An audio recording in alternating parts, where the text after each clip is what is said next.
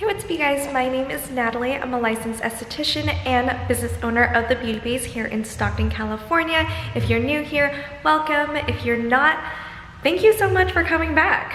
I'm so glad that you're coming back for more. I honestly just want to start off by saying thank you so much for 1K subscribers.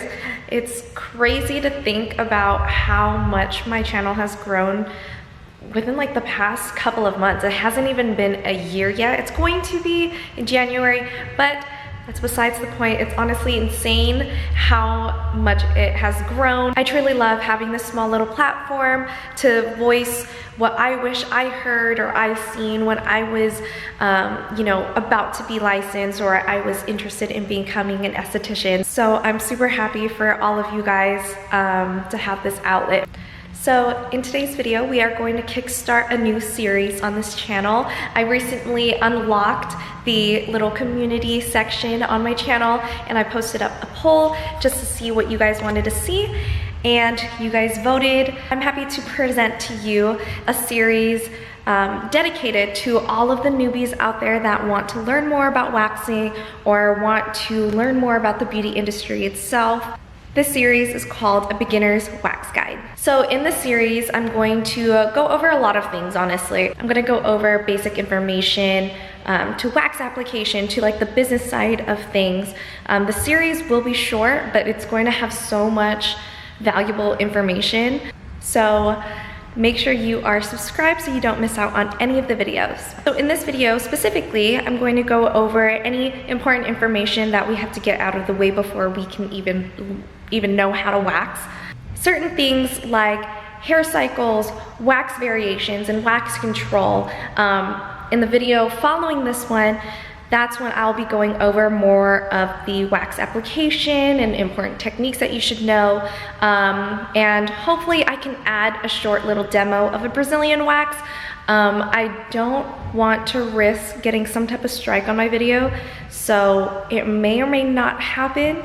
That's the only reason why I haven't done one so far. But with all that being said, if you're interested in knowing a little bit more about waxing that the textbooks won't teach you, just keep on watching. Alrighty, so to kind of start off, I'm going to go over basically hair cycles and hair growth. So one of the most important things as a client and as a waxer, it's really important to know that the most appropriate hair length that will for sure adhere to any type of wax that you are using. The hair should at least be at least 1/4 of an inch. And if you don't know what that looks like, it is the same size or about the same size as a rice grain. So because the hair is being pulled out from the root rather than being cut on the surface, the hair won't necessarily grow as fast. Again, it really just depends on genetics and obviously their hair growth. Hair growth has 4 different stages. So the first stage, the growing stage, is anagen, and then the transitioning stage is catagen, and the resting phase is telogen. There is a 4th one, which is exogen, which is the shedding phase, but in a way it is kind of rare in body hair, but just know that there is those 4 cycles. So depending on how far along they are with waxing, some hairs may stay behind during their first few waxes, and it's best to recommend and really encourage your clients not to remove any of those leftover hairs, just because you want to get all the hairs on one cycle so it's easier for them to come in during one time a month. And all the hairs will be all removed all at once, and it's just like a growing little cycle.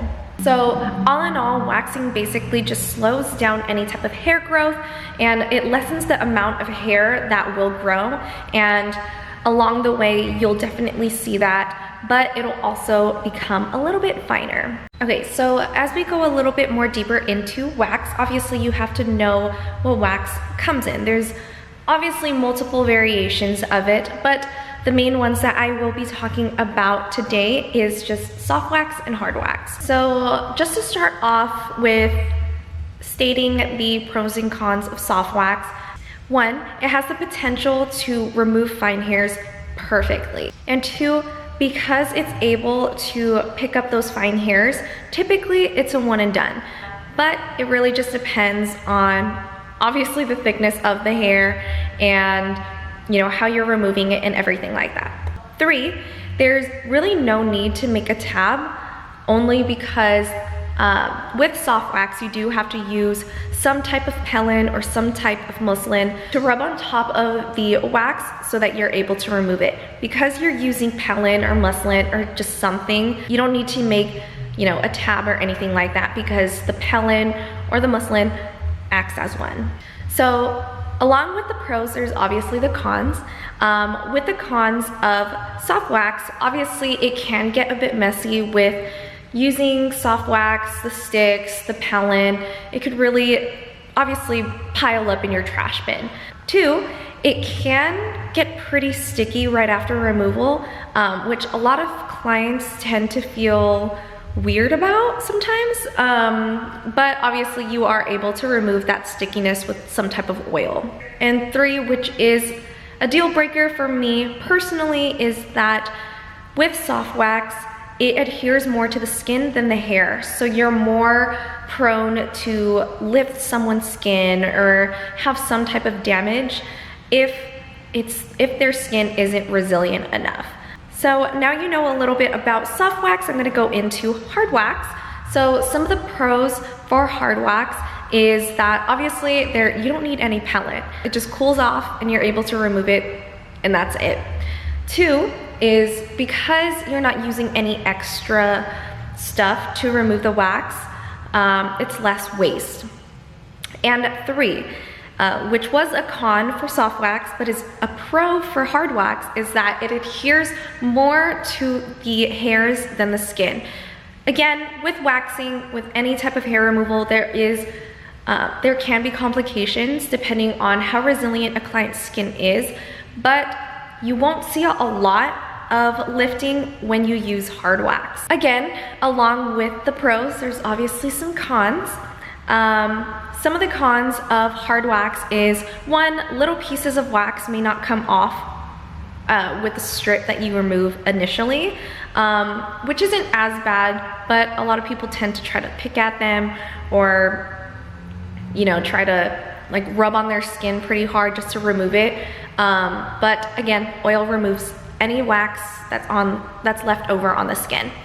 The second con is that you can crack the wax, which sucks, but it typically only happens if you lay a strip too thin or it just lays too cool. So if it's laying there for way too long, then obviously it may crack on you. The third con is that sometimes it really sucks using hard wax trying to remove really stubborn, fine hairs. Sometimes the hard wax doesn't necessarily detect fine little hairs. Other times it can, but it's not necessarily as reliable when it comes to, those really fine, maybe upper lip or, maybe leg hairs. Sometimes it just doesn't detect it, and it is frustrating, but that's just what happens. Honestly, no matter what you're using, any type of wax is honestly fine for hair removal. But you do have to go into the industry and into, obviously learning how to wax. Most waxes have a learning curve to it. So if you just keep on practicing, get to really know your wax, you'll definitely be great at it. Alrighty, so another thing that is really, really important to be aware of and know about is wax consistency and knowing how to control your wax. So when starting out, especially when you are testing out different waxes and everything like that, you do have to keep in mind that there is no specific temperature that your wax should be on. All formulas are different, all wax pots are different, and so it should all be treated differently. And one thing that I did learn by myself is to never really trust the packaging as much. You can obviously read it, read the directions, see what they think and what they say, but don't always go with what they say, because obviously some of the time, sometimes it's just not correct. So I'm going to show you guys two different packaging that honestly, they say different directions on them, and I honestly prefer one over the other, but I'm just going to read it to you guys. So this one is Seropill Blue. So the directions on this one is 1, melt the wax in the wax heater until it's a fluid gel texture. 2, check the temperature by testing the wax on your wrist and then on your client's wrist. Then 3, prep the area, and yada yada yada. So with Starpill, let me see, I think it's on this side. Okay, so with Starpill, instructions: place the wax inside the melter at approximately 60 to 70 degrees Celsius. After 20 minutes, check to see if the wax has melted and lower the temperature to between 50 to 60 Celsius to obtain a honey texture. So, what is wrong with one of these is it says the temperature that you should put it on. And typically, I want to say most of them should be right, some of them aren't.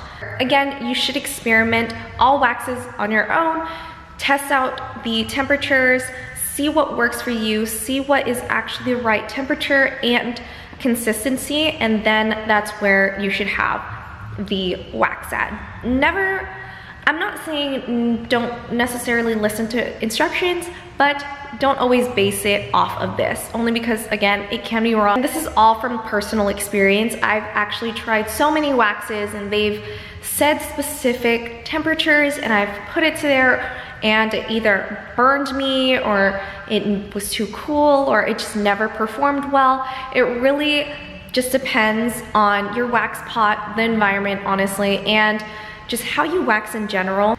And what's really interesting about those two waxes is I'm going to show you the consistency about them. Both consistencies are way different. This is why I can't necessarily say what's the best consistency and what isn't. Honestly, it's just temperature that really matters. Consistency, you just kind of have to eye it, but temperature is always the best. So let me show you guys basically the Seropill and the Star Soft, just to basically show you guys what the different consistency is. So when it comes to consistency, your wax should not be moving slow or fast. Either when you're stirring your wax or when you're picking up wax, it should not fall slow or fall fast. Okay, so don't judge how much wax is in my wax pot, but it is the end of the day for me, so I'm just going to show you guys what a consistency should look like. This is my Seropill Blue, and as you can see, it's not moving too fast or too slow.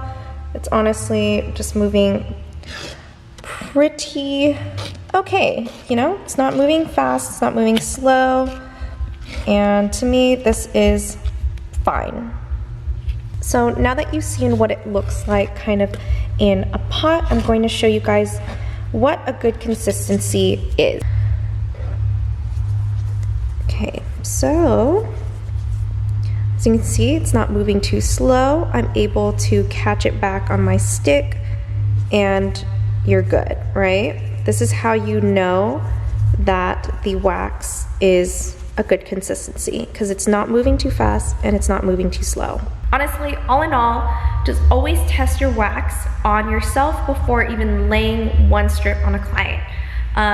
Even if the consistency looks good, you always want to test it out just to see if it is too cool or too hot. And sometimes whatever you feel on your arm isn't necessarily what other people feel on certain areas of their body. So if it feels fine in the inner arm or on your wrist, typically whenever it comes to a Brazilian wax, the lips or the labia tends to feel a lot more warm than the rest of our body. So you always have to be considerate about those areas. So doing a patch test on yourself, preferably on the inner part of your arm, it helps you understand the warmth of the wax. When testing out the wax, always mimic how you are going to apply it and how you are going to remove it on a client. And again, this will help you understand the wax a lot more. And honestly, one of the best ways for me to learn how a wax performs is I love using it on myself. There's no wax that I use in the treatment room that I haven't tested out on myself. I give myself a Brazilian wax, I give myself arm wax, underarms, everything, just to kind of get the gist of what I'm going to be working with in the treatment room. And I feel like I get to know the wax a lot better because I've used it on myself. I know how it's going to feel, I know how it's going to be applied, I know what I have to adjust to. I am aware of all of those things, and if you don't know any of that, the appointment would go terribly wrong. And there's so many wax formulas out there. There's waxes that are cream-based, gel-based. There's some that cool faster and some that need some time to cool off. So you really have to understand your wax before even using it on clients. And again, if you are more of like a visual learner or a hands-on learner, use the wax, like use new wax, use it on yourself, see how it performs, see how you have to adjust your techniques and everything. Again, this can mean doing a Brazilian on yourself or doing an underarm wax on yourself just to see how the wax performs, if you like it, if you actually want to use it on actual clients. It really gives you a good glimpse that you'll be working with in the treatment room and on your clients. I feel like another thing that a lot of people don't really think about is, yes, the temperature of your wax pot matters, or yes, the consistency matters as well, but it's also the temperature in the room that you are waxing in. Typically, I like to have my room about 65 to 70 degrees. I like to have it cool in my room, no matter what the season is, honestly. Obviously, whenever it's hot outside, they are a bit warmer. Their body temperature is a lot warmer, so maybe the wax may take a while to cool and for you to remove it. Or, you know, when it's cold outside, they're all warmed up. You know, their body is just, you know, pretty warm again. So having a cooler room kind of helps the wax kind of cool and set the best. Alrighty, so that is all for today's video. I hope you learned something new today. Again, there will be a lot more to come for this series. I just wanted to let out any type of information just in case some people weren't aware of certain things. And it's also nice to kind of reflect on what you have learned and kind of just reevaluate your knowledge and kind of revisit everything just so it's in your head still. But now that we have all the boring stuff out of the way, tune in for the next video where I'll be showing you guys more of the wax application, wax techniques, different techniques that I've used, and hopefully a Brazilian wax demo. I don't want to get striked for TOS or anything like that. If it's not included in the next video, I'll most likely share it some other way. Again, I'm not too sure how I'm gonna do that yet, but I do want to get something out there for you guys where you guys can learn. But yeah, that's all for today, I think. Don't forget to like this video if you enjoyed it and hit that subscribe button so you don't miss out on this series and other videos that I will be posting. And I think that's it. I'll see you guys in the next one. Bye.